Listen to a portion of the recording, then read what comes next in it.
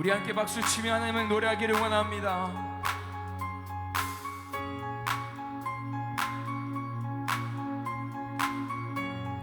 함께 고백합니다. 부끄러운 나를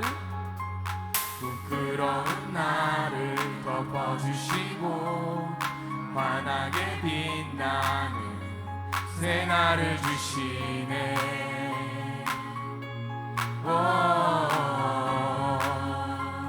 평범한 하루도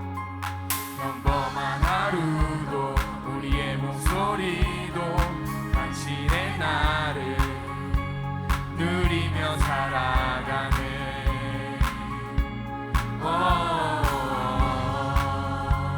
미련한 사랑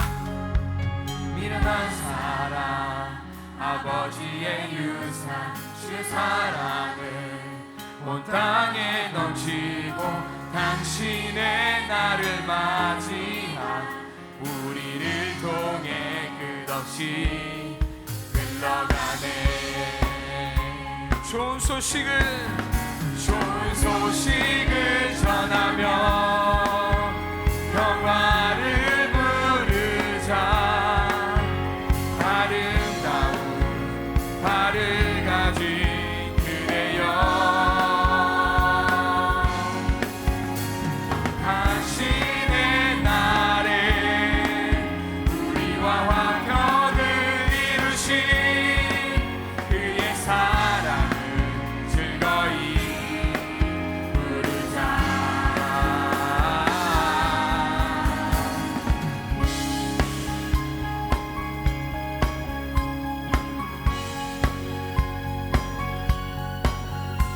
우리 다시 부르실 그 날을 우리가 기대하며 다시 한번 처음부터 찬양하기를 원합니다.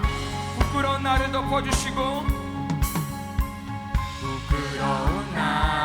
덮어주시고 환하게 빛나는 새 날을 주시네.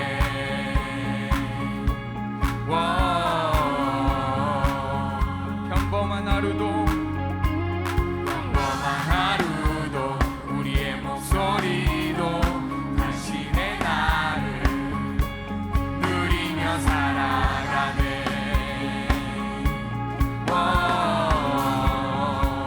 미련한 사랑 아버지의 유산 주의 사랑을 온 땅에 넘치고 당신의 나를 맞이한 우리를 통해 끝없이 흘러가네. 아멘. 좋은 소식을 전하며 영화를 부르자. 아름다운 발을 가진 그대여, 당신의 날에 우리와 화평을 이루신 그의 사랑을 즐거이 부르자.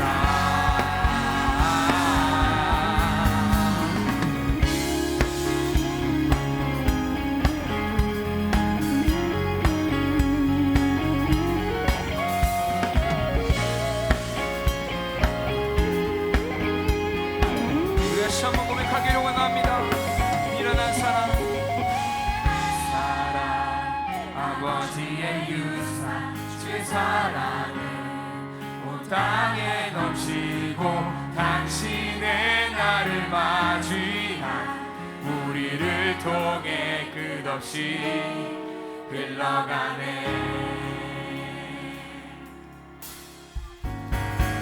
좋은 소식을 전하며 영화를 부르자.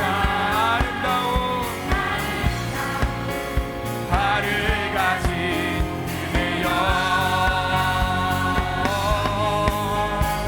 당신의 날에 우리와 화평을 이루신 그의 사랑을 즐거이 부르자. 좋은 소식을 전하며 영화를 부르자.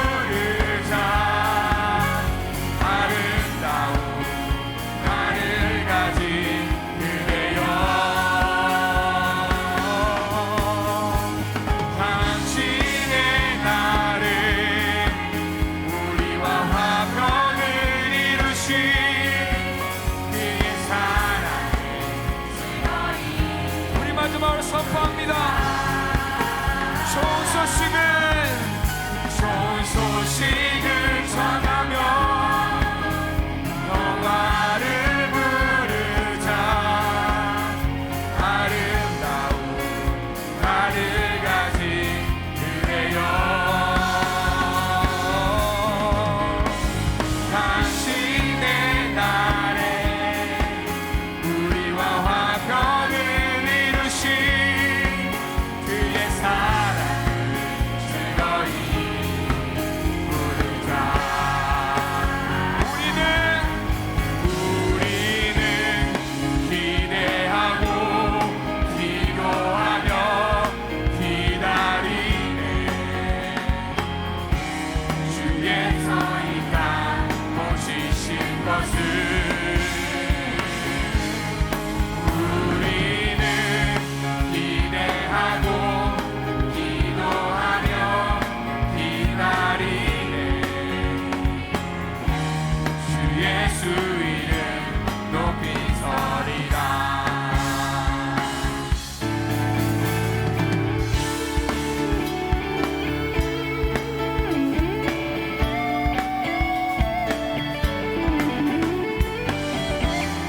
하나님이 하시리를 기대하며 우리 오늘부터 담대할 수 있음을 믿습니다. 담대하라, 담대하라, 감사하라, 기뻐하라, 송축하라. 만유보다 크신 하나님 그 약속 능히 지키시리라. 그 약속 능히 지키시리라. 우리는 기대하고 기도하며 기다리네. 주께서 이 땅 오시실 것을 우리는 기대하고 기도하며 기다리네. 주 예수 이름 높이 서리라. 담대하라, 담대하라, 감사하라, 기뻐하라, 송축하라. 만유보다 더 크신 하나님 그 약속 능히 지키시리라. 그 약속 능히 지키시리라. 우리는 기대하고 기도하며 기다리네. 주께서 이 땅 오시실 것을 우리는 기대하고 기도하며 기다리네. 주 예수 이름 높이 서리라. 우리는 기대하고 기도하며 우리는 기대하고 기도하며 기다리네. 주께서 이 땅 오시실 것을. 아멘, 아멘. 우리는 기대하고 기도하며 기다리네. 주 예수 이름 높이 서리라. 주 예수 이름 높이 서리라. 주 예수 이름 높이 서리라. 우리 마지막으로 주 예수 이름 높이 서리라. 주 예수 이름 높이 서리라. 아멘. 높이 신 예수님을 찬양합니다. 오늘 우리에게 주시는 하나님의 귀한 말씀은 누가복음 10장 38절에서 42절 말씀입니다. 그들이 길 갈 때에 예수께서 한 마을에 들어가심에 마르다라 이름하는 한 여자가 자기 집으로 영접하더라.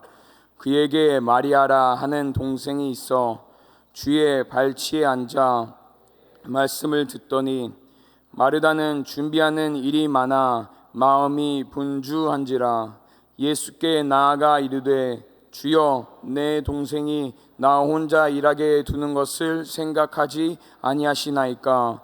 그를 명하사 나를 도와주라 하소서. 주께서 대답하여 이르시되 마르다야 마르다야, 내가 많은 일로 염려하고 근심하나 몇 가지만 하든지 혹은 한 가지만이라도 족하니라. 마리아는 이 좋은 편을 택하였으니 빼앗기지 아니하리라 하시니라. 아멘. 아멘. 우리 한번 따라해 보겠습니다. 말씀이 필요보다 앞서면 믿음은 성장한다. 지난 주간에 제5회 청소년 연합수련회 봉사자들의 모임을 가졌습니다. 식당 한 층을 가득 채운 많은 봉사들이 그날의 감격을 되새김질하면서 하나님의 은혜에 감사하는 복된 시간이었습니다. 그날 모임을 마치고 이제 교회에 돌아와서 감사 노트를 쓰는데 참 다른 날보다 하나님이 주시는 감동이 마음속에 너무 컸습니다. 우리 교회가 하나님이 원하시는 이런 여러 일들을 잘 감당하는 것이 하나님께 얼마나 큰 기쁨이 되는가. 또한 각 기관 부서의 헌신 예배나 또 구차 도미니카 2차 멕시코 단기 선교, 그리고 여러 봉사들이 우리들의 믿음 성장에 얼마나 중요한가 하는 것을 정말 성령이 감동하심으로 가슴 깊이 새롭게 생각할 수 있었습니다. 우리가 함께 읽었던 오늘 성경 본문에는요, 예수님과 일행들을 자기 집으로 영접한 마르다와 마리아 자매의 이야기가 나옵니다. 여러분, 예수님을 집으로 영접한다고 할 때는 12명의 제자들이 함께 하는 것이고요, 또 자기들 식구 셋, 나사로, 마르다, 마리아 이렇게 합치면 최소한도 16명의 음식을 준비한 것 아니겠습니까? 누가 절 보고 갑자기 라면 16인분을 끓이라고 해도 제가 엄청 당황할 것 같은데, 예수님 일행을 대접하기 위해서 집안을 정리하고 또 음식을 준비하는 일, 분명히 보통 일은 아니었을 것입니다. 그런데 그 현장에서요, 마르다와 마리아의 모습이 너무나 다르게 나타납니다. 마르다는 준비하는 일이 많아서 마음이 분주했는데, 동생 마리아는 예수님 발치에 앉아 말씀을 듣고만 있었습니다. 이런 상황에서 자연스럽게 생기는 갈등을 예수님께서 정리해 주시는 것이 오늘 본문의 말씀입니다.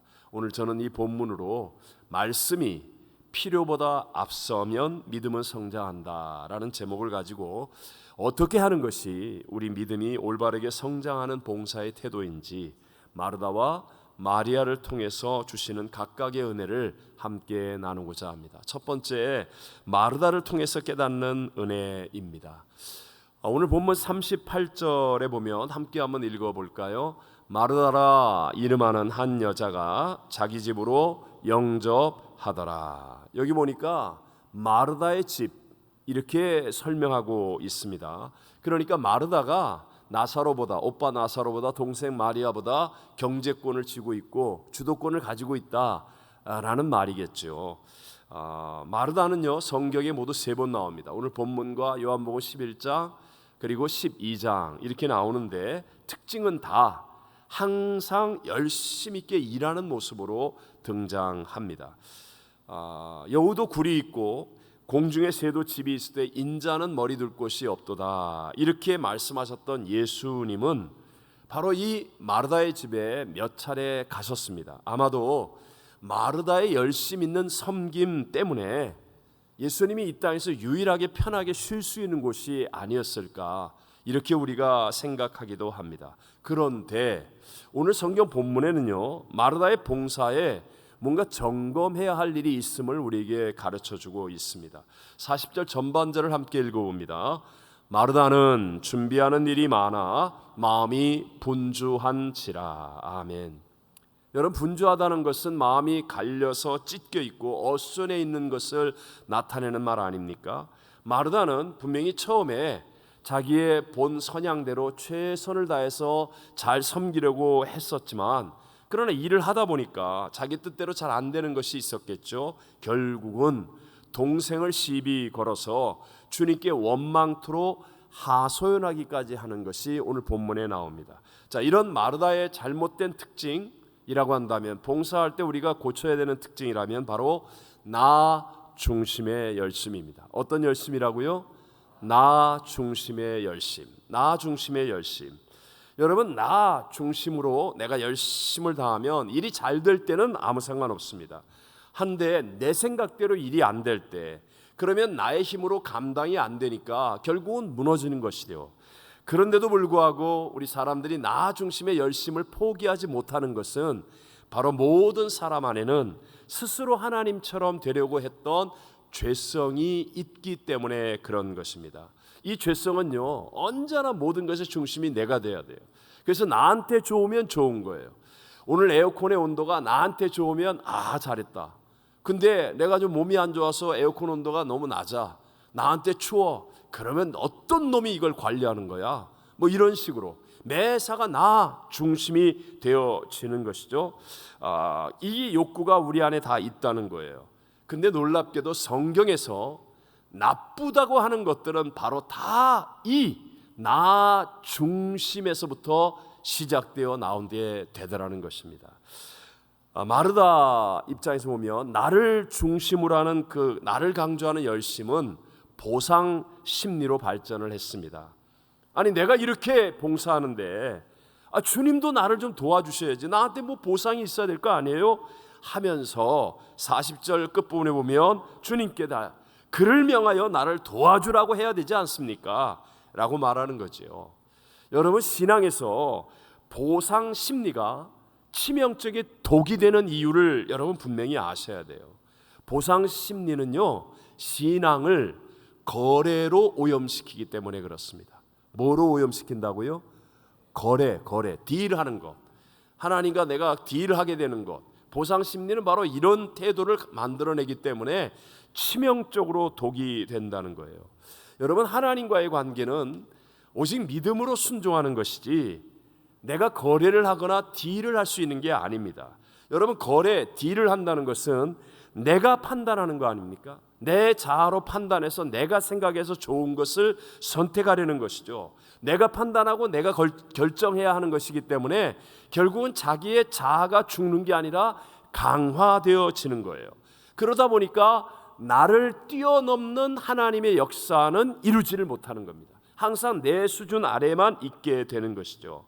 자, 우리 다 아는 예를 들면 사도행전 6장 7장에 보면 스데반 집사가 나옵니다. 스데반 집사는 지혜와 성령이 충만했습니다. 그리고 정말 충성스러운 사람 아닙니까? 그런데 스데반 집사가 순교를 당합니다. 만약에 우리가 알 수 있는 상황만으로 판단한다면, 그리고 이것을 거래로 우리가 여긴다면, 아니, 누가 이런 억울하고 이해가 안 되는 길을 가려고 하겠습니까? 그러나 명심하십시오. 스데반 집사는요, 이 과정을 통하여 주님과 동행하는, 마치 천사의 얼굴과 같은 밝은 빛을 띠고 하늘이 열리고 인자가 하나님 보좌 우편에 서신 것을 보는 영광 가운데 죽었다는 것이에요. 또 그런 스데반의 죽음을 본 사울에게 놀라운 복음 변화의 씨앗이 심겨지게 되었습니다. 나중에 그가 바울로 변화해서 여러분, 복음을 전파하는 기독교 역사에 가장 위대한 발자취를 남기는 사람이 되지 않습니까? 쉽게 말하면 내 생각의 수준에는 뭐라고? 내가 열심히 했는데 죽어야 된다고? 이렇게밖에 해석이 안 되겠지만, 하나님의 섭리, 하나님의 은혜, 하나님의 수준으로 바라보면 한 사람의 죽음이 가장 영광스럽고 복된 일이 되어지는 것이고, 이로 인하여 기독교 역사의 새 문이 열려지는, 하나님의 뜻이 이루어지는 일이 되더라 하는 것입니다. 그래서 신앙은 거래로 하면, 내가 생각하고 내가 판단하고 내가 결정하는 딜을 가지고 하나님 앞에 나오면, 죄송합니다, 여러분이 아무리 교회를 오래 다녀도 여러분의 수준을 못 벗어납니다. 그런데 이해가 안 되고 납득이 안 되고 눈으로 보기에는 손해보는 것 같고 억울한 일 같은데도 불구하고 하나님을 믿음으로 순종하면 놀랍게도 나의 삶의 수준이 점점 하나님이 함께 동행하며 하나님의 수준으로 올라가고 높아지고 넓어지고 커지는 복을 누리게 되는 줄로 믿습니다. 또 마르다처럼 자기를 강조하는 열심, 나 중심의 열심은요, 내 뜻대로 안 될 때 남을 비난하고 정죄하게 된다는 거예요. 40절 중반절에 보면 마르다가 이렇게 얘기하죠. 주여, 내 동생이 나 혼자 일하게 두는 것을 생각하지 아니하시나이까? 그러면서 동생을 걸고 동생을 비난하게 되는 거죠. 자기가 좀 옳다고 자기의 열심을 좀 인정받고 싶은데 자기 컨텐츠가 약하니까 항상 남의 약점을 걸고 남을 비난함을 통하여서 나의 옳음을 주장하게 되는 겁니다. 이렇게 남을 비난하여서 자신을 인정받으려고 하는 것은 실상은요, 나중에 보면 허상입니다. 그저 소리만 나는 빈깡통과 같은 거예요. 여러분, 명심해야 될 것, 정말 내가 믿음이 성장하여 나의 인생에 하나님이 주시는 축복의 열매를 풍성히 맺기를 원한다면 우리가 선을 행하되 남을 비난하거나 정죄하지 않고 행해야 되는 것임을 믿으시기 바랍니다. 사실 누가 비난하거나 화내는 것이 더 쉽겠습니까? 가능성이 크겠습니까? 어떤 사람이 화낼 가능성이 크겠습니까? 정확하게 얘기하면요, 옳은 일을 열심히 하는 사람이 화내기가 더 쉽습니다. 화낼 수 있는 가능성이 더 많다는 거예요. 그래서 교회가 일반 사회보다도 분쟁이 더 많은 것처럼 보이는 이유는 왜 그런지 아십니까? 교회는 옳은 것이 무엇인지를 알고 있기 때문에, 또 서로가 옳은 일을 하고 있다라고 생각하기 때문에. 여러분, 한국에 전설적인 간증이 있죠. 굉장히 좋은 교회인데 분쟁과 분열로 너무 어려움을 겪고 있었어요. 한 목사님이 부임하셔서 이쪽 사람 저쪽 사람 그쪽 사람 다 싸우는 사람 만나보니까 전부 다 하나님의 영광을 위해, 교회가 잘 되기 위해, 옳은 일을 위해 서로 막 피 튀기게 싸우는 겁니다. 그래서 목사님께서 교회 슬로건을 바꿨습니다. 인사할 때마다 우리 잘하지 맙시다. 잘하지 맙시다. 예를 들어서 식당에서 밥을 했는데 미역국을 했어요. 그랬더니 미역국이 뭐냐? 육개장을 끓여야 교회가 더 잘 되지. 그럴 때마다 얘기하는 거예요. 잘하지 맙시다. 잘하지 맙시다. 뭐든지 잘하지 맙시다.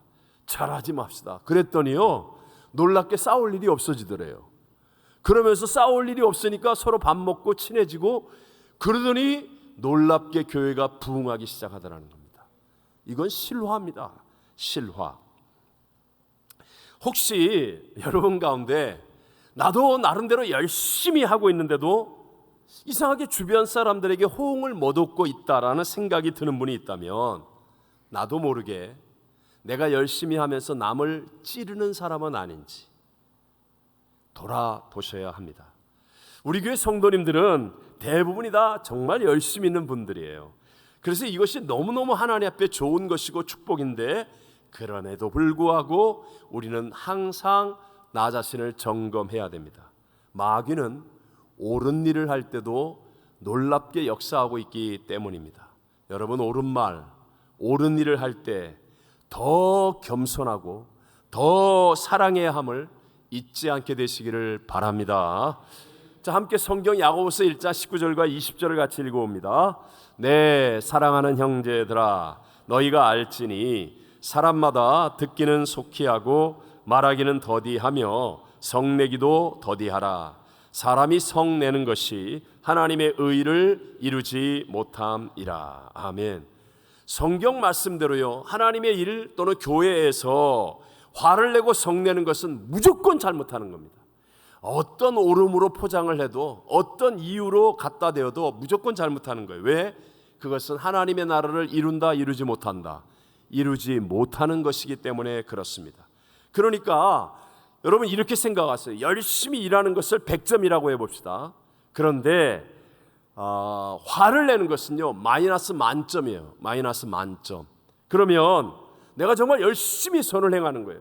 막 부엌에서도 봉사, 주차장에서도 봉사, 뭐 방송실에서도 봉사, 찬양팀으로 봉사, 열심히 봉사해. 그리고 100점짜리가 뭐 10개, 20개, 그 몇천 점이 돼. 몇천 점. 와! 그런데 그냥 화를 내고 성질을 부려요. 그럼 한 번에 마이너스 몇 점? 만점. 신앙이 한 번에 마이너스로 곤두박질 쳐버리고 마는 거예요. 혹시 유명했던 한국의 드라마 스카이캐슬을 여러분 아십니까?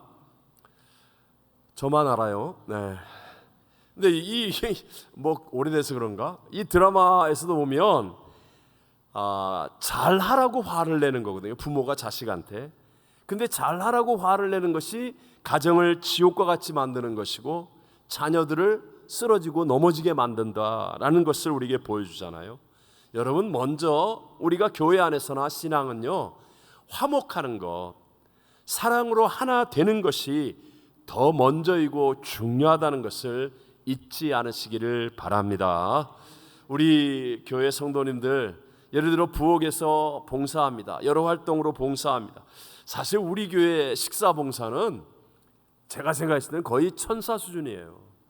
가장 열악한 환경에서 가장 맛있는 음식을 가장 정성을 다하여 섬기고 희생하니까 정말 귀중한 일인데, 그런 열심 있는 섬김과 봉사를 하면서 안 나온 아무개를 비난하고 정죄해서는 안 된다는 거예요. 주차장에서 여러분 산부 예배 때는 잘 모르시지만 정말 뜨거운 햇빛이 내리쬐는데 주차장에서 이렇게 인도하는데도 말 안 듣고 얄밉게 밀고 들어와서 주차하는 사람과 싸우지 말고 그냥 내리는 그 뒤통수를 향해 기도하십시오. 기도하십시오. 헌신 예배를 준비하거나 선교를 준비하는데 자기 형편만 고집하는 이기적인 사람들이 있어요. 그러다 보니 나만 죽도록 더 고생하는 것 같은 느낌이 들수록 여러분, 비난하지 말고 끝까지 선을 행하는 사람들이 되시기를 바랍니다. 왜냐하면 역사를 주관하신 하나님은 다 보고 계시고 알고 계시기 때문이라는 거예요. 그 하나님은 절대로 실수가 없으시기 때문에 사람이 무엇으로 심든지 거두거든요. 그래서 여러분, 끝까지 화내지 않고 비난과 정죄하지 않고 선을 행하면 아름다운 믿음의 성장을 이루게 되고 풍성하고 좋은 열매들을 맺게 될 줄로 믿습니다.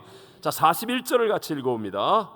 주께서 대답하여 이르시되 마르다야 마르다야, 내가 많은 일로 염려하고 근심하나.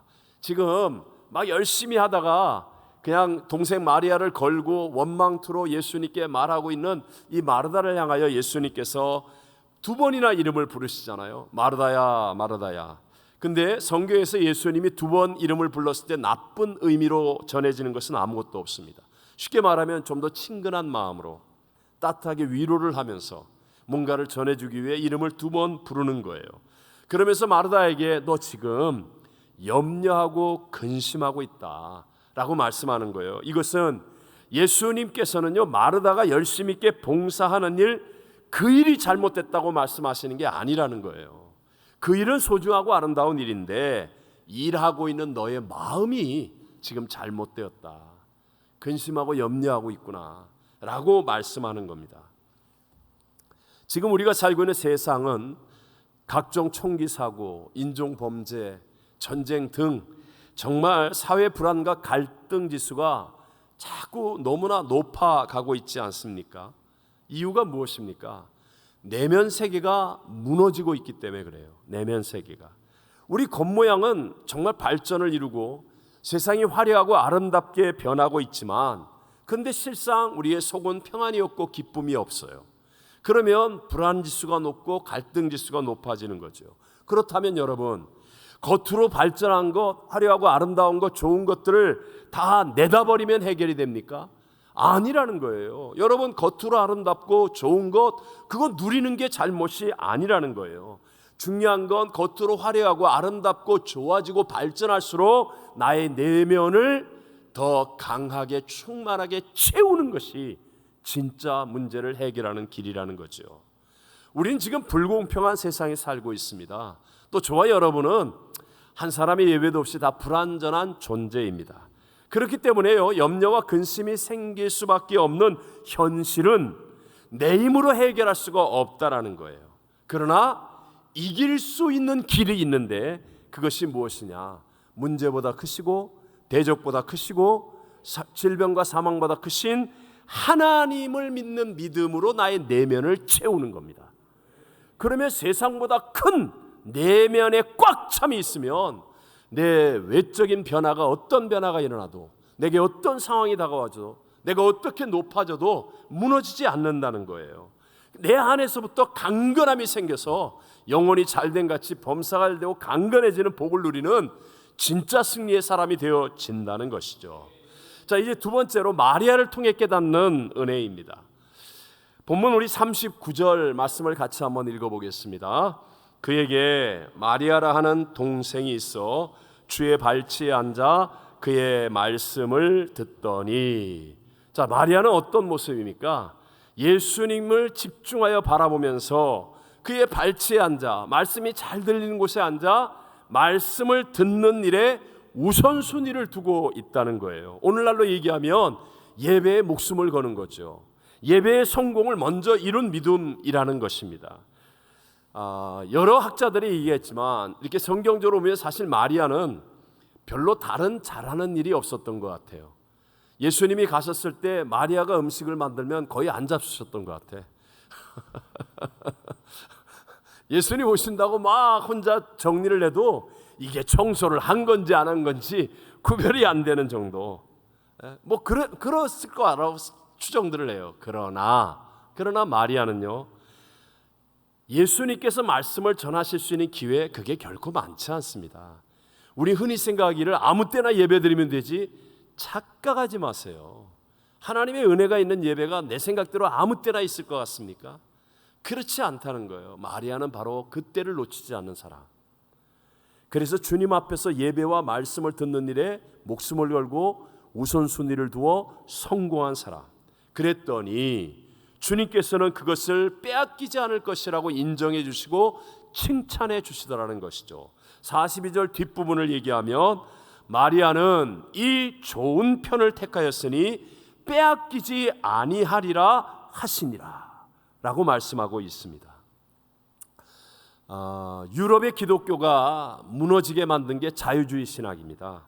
이 자유주의 신학에 반대하여서 성경적 신앙을 지킨 스위스의 개혁 신학자 에밀 브루너라는 분이 쓴 책, 교회를 오해하고 있는가라는 책이 있습니다. 여기에 보면 교회에 대한 일반적인 사람들의 네 가지 오해를 말합니다. 첫 번째, 교회를 학교처럼 오해하는 거예요. 워낙 성경 공부나 뭐 이런 것들이 많으니까. 두 번째, 교회를 친교 나누는 곳으로 오해하는 겁니다. 잘 모이고 잘 먹으니까. 세 번째, 자선단체로 오해를 합니다. 실제로 세상의 대부분의 구제와 선행은 교회를 바탕으로 이루어지고 있으니까. 네 번째, 사회개혁을 주도하는 단체로 오해하는 겁니다.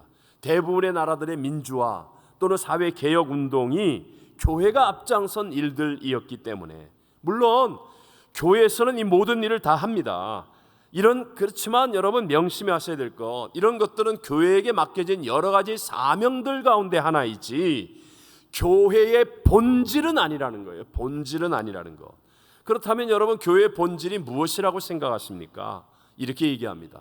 하늘과 땅이 만나는 곳, 죄인인 인간이 거룩하신 하나님을 만나는 것, 하나님 말씀을 들으며 예배하는 것, 바로 이것이 예수님이 머리가 되시고 그 십자가의 핏값으로 이 땅에 세운 교회의 본질인 것을 믿게 되시기를 바랍니다. 교회와 성도가 이런 본질을 붙잡을 수 있을 때 하나님의 은혜가 부어지게 되고, 그래서 내 안에 하나님의 영광을 보는 눈이 열려지니까 세상을 부러워하지 않을 수 있는 용기와 또 진실이 내 안에 가득 차게 되고, 성령님이 함께 하셔서 하나님의 능력이 부어지니까 어떤 어려움과 문제도 이기며 세상 가운데 소금과 빛된 삶을 살아갈 수 있게 되는 것입니다. 그렇지만 반대로 교회가 이 본질이 끝나면, 예배가 죽고 말씀이 선포되지 않으면, 그러면요 하나님의 임재가 떠나버리는 거예요. 건물은 그대로 있고 사람은 그대로 있을지라도 하나님의 임재가 떠나는 거예요. 지금 유럽에 가보십시오. 몇백 년 동안 지었고 또 짓고 있는 그렇게 아름답고 화려하고 멋지고 큰 교회당들이 텅텅 비어서 겨우 관광 입장료로 유지되거나 아니면 술집이나 춤장, 이슬람이나 불교 사원으로 바뀌어버린 경우도 있지 않습니까? 하나님의 임재가 떠나니까, 그러니까 생명력이 끝나버리는 것이죠. 언제부터 이렇게 되었습니까? 예배를 실패했을 때부터, 하나님의 말씀이 들리지 않을 때부터 바로 이렇게 되어지더라는 겁니다. 우리가 살고 있는 이 땅 미국도 1960년대 초까지 모든 공립학교에서는요, 의무적으로 성경을 읽게 하고 기도를 가르쳤습니다. 근데 민주당이 존 F 케네디 대통령 때 그것들을 없애버렸죠.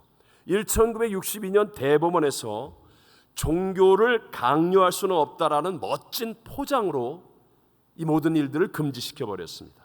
그 뒤 60년 동안 미국의 공교육은 처참하게 무너졌습니다. 폭력, 마약, 가출, 성적인 문란, 살인, 범죄 천문학적으로 늘어났고요. 학력 수준은 OECD 국가들 가운데 거의 최하위권에 속하는 형편없는 수준으로 타락해버리고 말았습니다.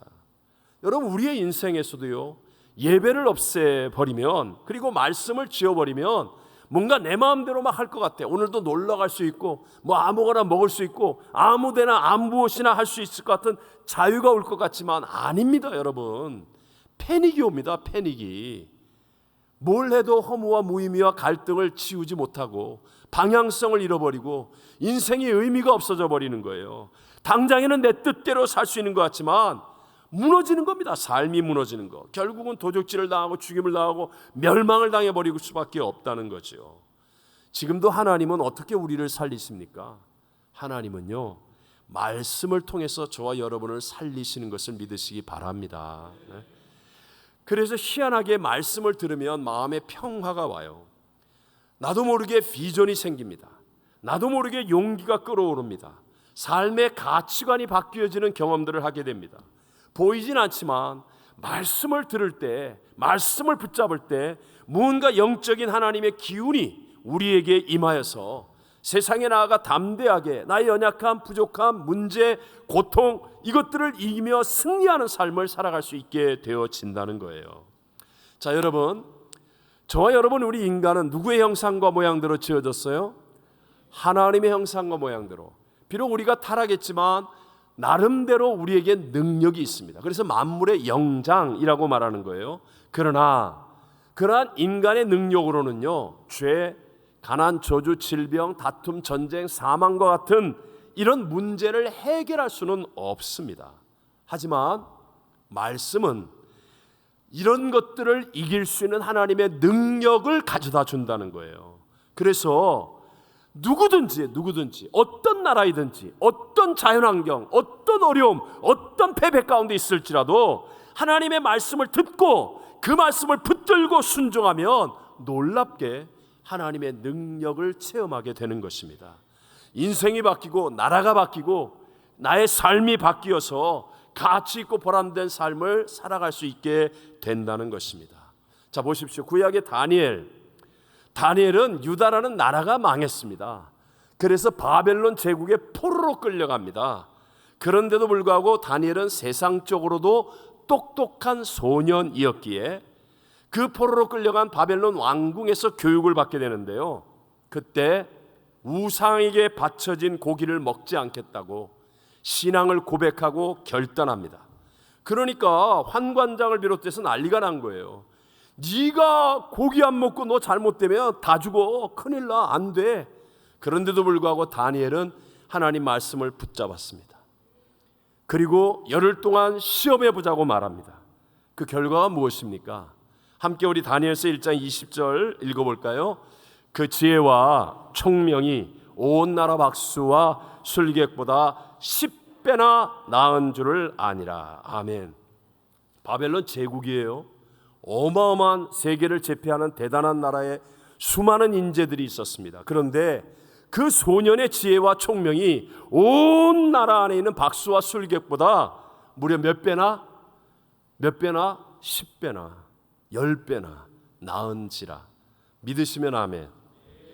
이게 다니엘의 능력이 아니라는 거예요. 말씀을 붙잡는 사람에게 주는 하나님의 능력. 자, 내일 정말 중요한 시험이 있습니다. 뭐 우리 자녀 아니면 여러분 뭐 손자 손녀, 그러면 야야야야 내일 너 시험 봐야지, 공부해야지, 오늘 교회 가지 마라, 교회 가지 마라.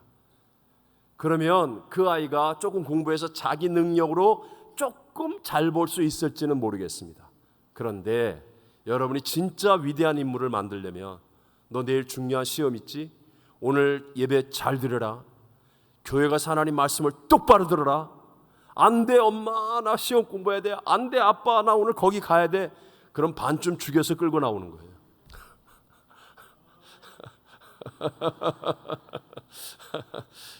그래서 하나님 말씀을 듣고 그 말씀이 이 안에서 살아나게 되면요, 희한합니다.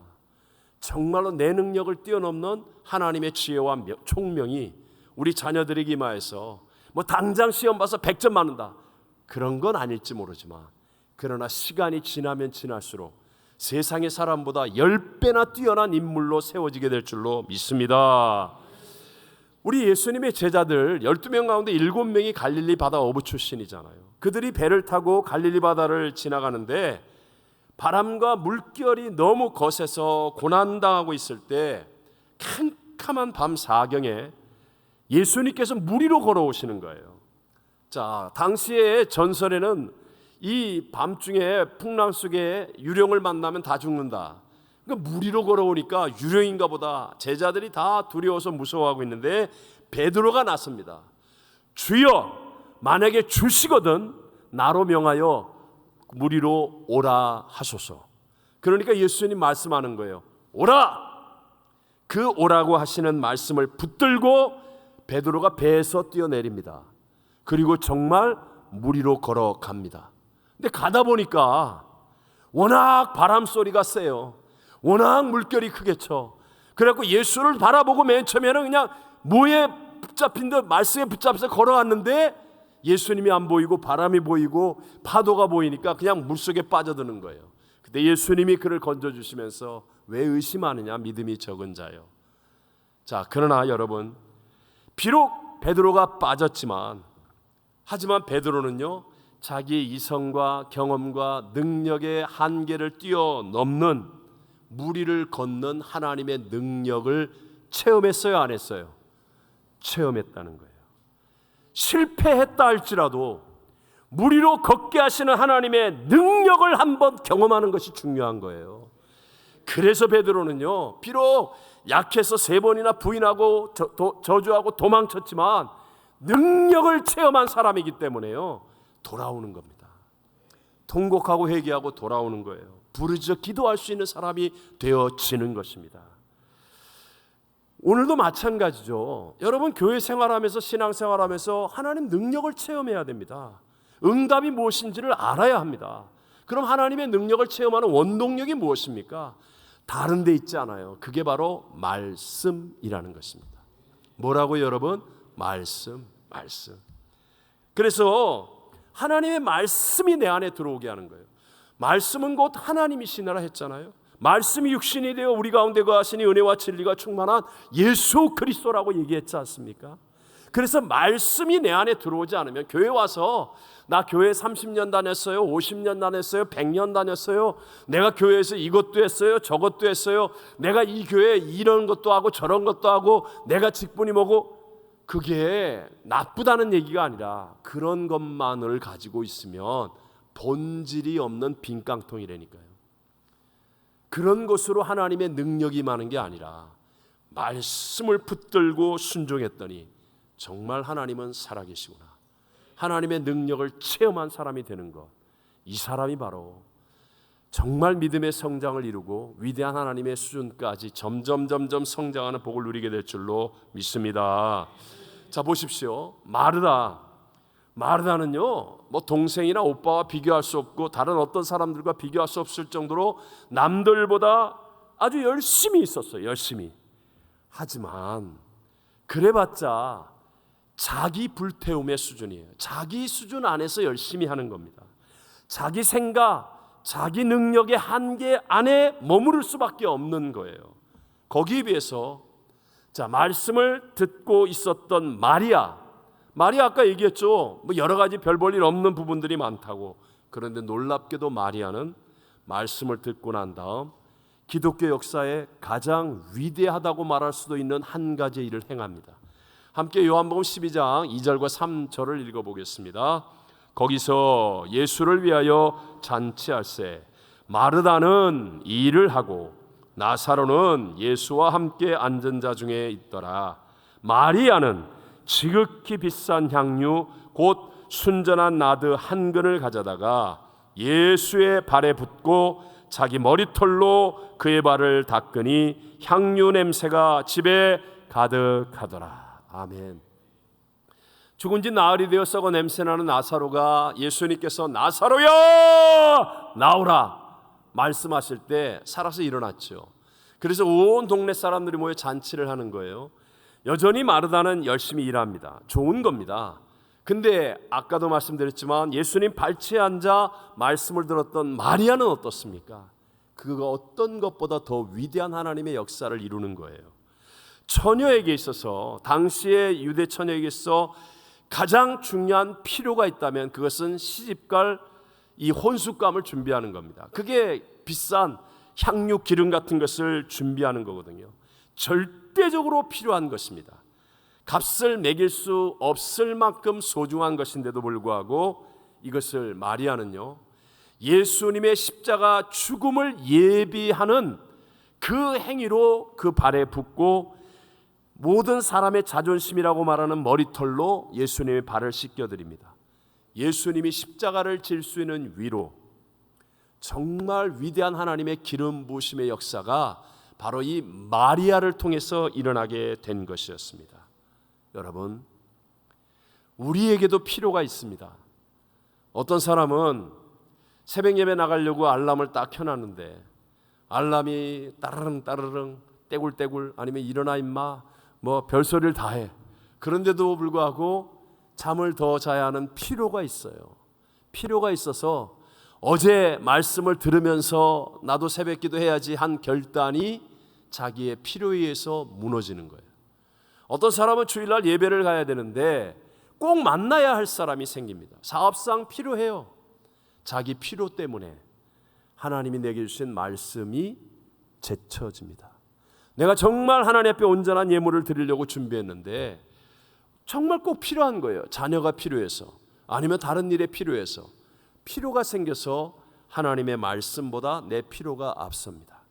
그러면 여러분 정말 하나님의 능력을 체험할 수 없습니다. 마리아는 말씀을 들었습니다. 그랬더니 자기의 인생에 있어 가장 중요한 필요, 그 값비싼 나드 향유를 예수님 발에 붓고 머리털로 씻겨드리는 거예요. 말씀이 자기의 필요보다 앞설 수 있는 여인. 그랬더니 이 여인은 정말로 존귀한 여인이 되어지더라는 것입니다. 오늘도 마찬가지입니다. 여러분, 천지와 만물을 무엇으로 창조하셨어요? 말씀으로. 믿으세요? 나의 구세주 예수님은 무엇이 육신을 입고 오신 분이에요? 말씀이.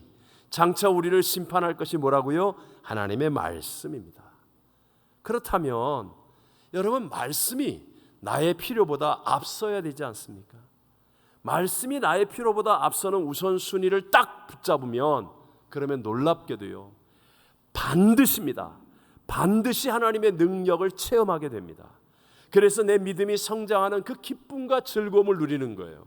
그래서 엄청나게 많은 일, 힘든 일을 하는 것 같은데도 불구하고 전혀 힘들지 않아요. 정말 하나님의 상급과 칭찬이 느껴지고 보여지고 누려지는 거예요. 그래서 승리의 삶을 살아갈 수 있게 되는 것입니다. 자, 외람되지만 제가 파라과이에서 교회를 처음 개척해서 어려울 때 그때는 뭐 사례비는 고사하고 당장의 교회당 렌트비 또 유지할 돈도 부족한 거예요. 하나님이 선교비를 받지 말라고 했으니까 정말 필요가 간절했습니다. 그래서 얼마나 간절하게 기도했는지 몰라요. 하나님이 역사하지 않으면 이번 달 렌트비 못 냅니다. 쫓겨납니다. 하나님이 도와주지 않으면 이 해결 못합니다. 하나님 역사, 정말 간절한 필요를 가지고 기도하는 거예요. 그런데 참 그 기도할 때마다 하나님 말씀으로 은혜를 주세요. 돈으로 주시는 게 아니라 꼭 말씀을 주세요. 근데 그 중에 하나가 너 정말 물질로 부족함이 없이 채워짐을 원하는가 하는 그런 마음의 느낌. 그러면서 하나님이 교회에 11조를 드리라는 거예요. 11조의 약속의 말씀을 붙잡으라는 거예요.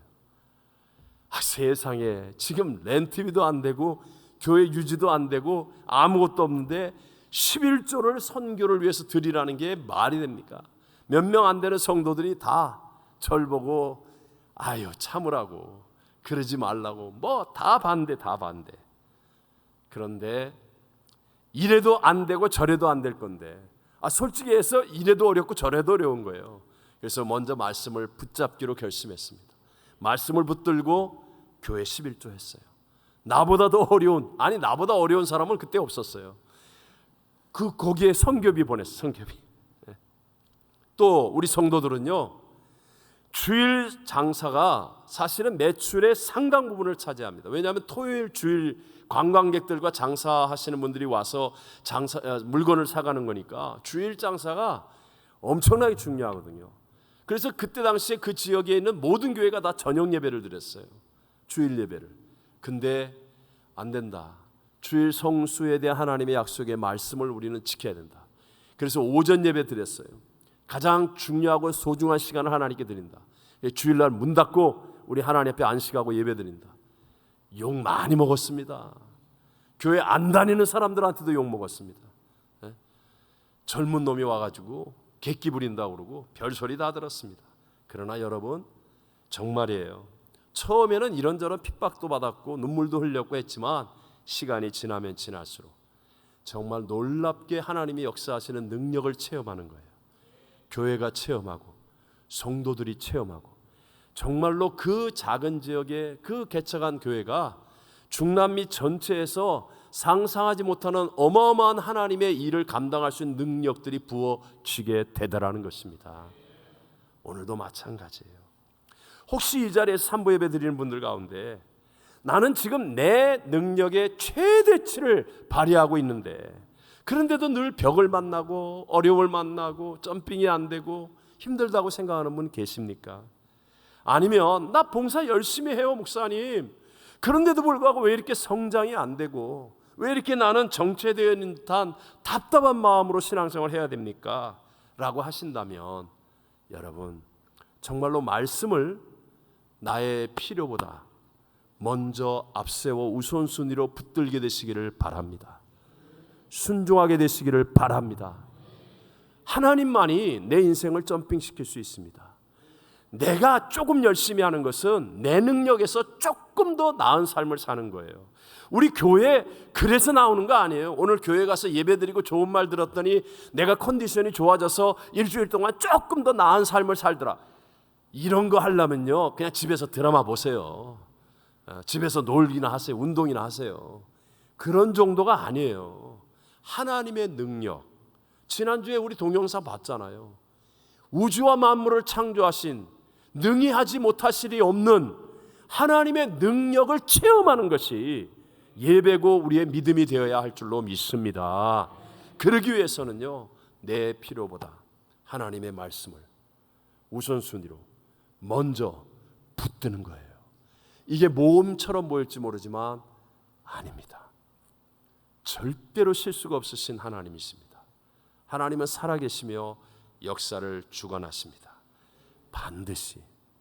반드시 하나님의 능력을 체험케 하시고, 그래서 우리로 하여금 능히 하지 못할 일이 없으신 하나님을 향한 믿음이 성장하면서 우리의 삶이 풍성하게 열매를 맺는 복을 누리게 해주실 줄로 믿습니다.